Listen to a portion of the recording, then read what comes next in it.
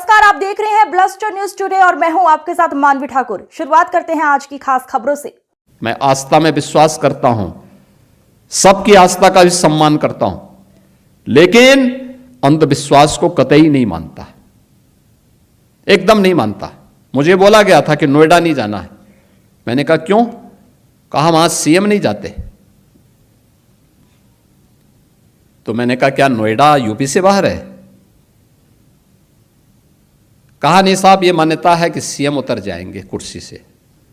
तो हमने कहा भी कुर्सी से एक दिन कुर्सी को जाना ही है, तो कुर्सी के मोह में हम क्यों पड़े? मैं जाऊंगा वहां जरूर। और मैं गया था वहां पे। जब मैं गया तो मैंने देखा क्यों ये लोग बोलते थे, तो पता लगा वहां 4 लाख मामले बिल्डर और बायर्स के। आप सोचो 15 साल, 10 साल, 20 साल पहले लोगों ने अपनी पूरे जीवन भर की कमाई बिल्डर को दे दी मकान के लिए, फ्लैट देने के लिए, और बिल्डर पैसा दबाए बैठा है, पैसा नहीं दे रहा है, वो मकान नहीं दे रहा है, कब्जा नहीं दे रहा है। बड़ी हाई राइज बिल्डिंग खंडर के रूप में बदल रही है। मैंने बैठक की अथॉरिटी की, Noida authority, greater Noida authority.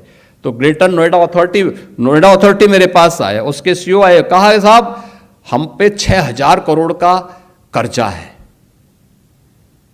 दूसरी अथॉरिटी से मैंने कहा, उसने कहा साहब हम पे 3000 करोड़ का कर्जा है। तो मैंने कहा यार मैं कहां फंस गया हूं, वो तो सब भिखमंगे हैं। अब इन भिखमंगों से मैं बोलूं कि तुम इन 4 लाख लोगों को मकान दो, तो मैं फंस गया वहां पे। मैंने कहा ये मेरी स्थिति बड़ी अजीब सी है। लेकिन मैंने वहां पे पहले बायर से मैं बातचीत किया, उन्होंने कहा उनकी रो रहे थे साहब, पूरी जीवन भर की हमने कमाई लगा दी, हमें मकान नहीं मिला है, हम बैंक से कर्जा भर रहे हैं, बैंक का कर्जा बढ़ता जा रहा है। मैं बिल्डर के साथ मिला तो बिल्डर अलग से रोए, कहते हैं साहब हमने पैसा लगाया, लेकिन उस समय की सरकारों ने हमें पूरी तरह निचोड़ दिया है, हमारी सामर्थ्य नहीं है। मैंने कहा सामर्थ्य हो न हो, इन गरीबों को मकान तो देना ही पड़ेगा आपको, इन 4 लाख लोगों को मकान देना पड़ेगा। आप दीजिए, मैं पॉलिसी बनाने की तैयारी कर रहा हूं, लेकिन आप पहले मकान दीजिए। फिर मैंने अथॉरिटी से कहा, मैंने कहा कार्य पद्धति ठीक करो।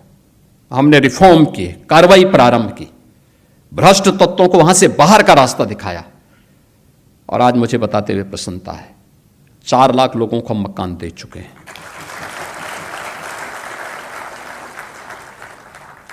जो अथॉरिटी मेरे सामने कहती थी कि हमारे पास पैसा नहीं, हम तो कर्ज में हैं, आज उसके पास 6000 करोड़ का सरप्लस है।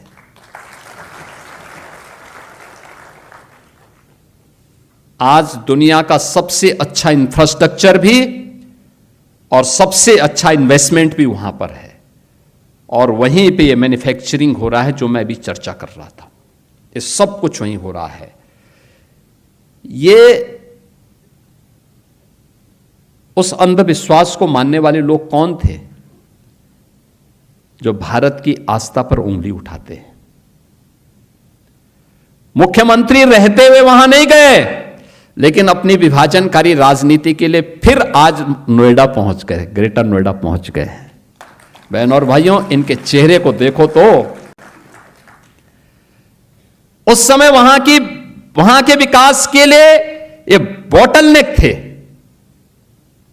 उस समय इन्होंने वहां बाधाएं खड़ी की, बैरियर खड़े किए। आज किस मुंह से विकास की बात करते हैं?